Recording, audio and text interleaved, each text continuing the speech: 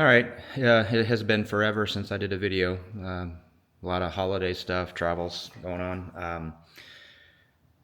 So where we're at now, I finally figured out the reason the motor was spinning backwards. It was not spinning backwards. I had totally screwed up and installed the motor backwards.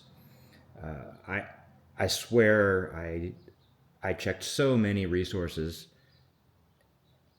and thought I had it right, but I was basically mounting it the way the Model 3Y motor goes, not the S.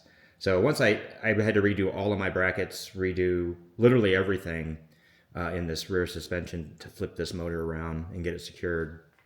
But I've got that done, and let's fire it up and give it a quick test here and see what we got. Break off, and let's give it some throttle. Yep, we're moving forward now, as expected.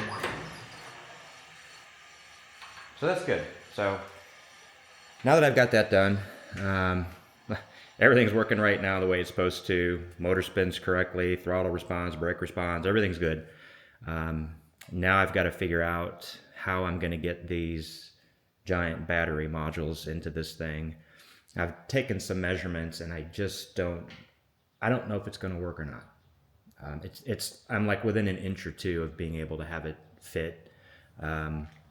Mostly, come up here and check this out. It's the biggest issue is going to be this Mustang power steering here.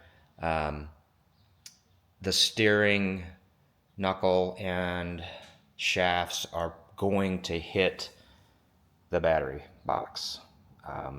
In order, because I really need to get the battery all the way to the front end, just about, to fit them all the way in here. So I don't think it's going to fit the way I was expecting. So I'm not sure yet how I'm going to fix that.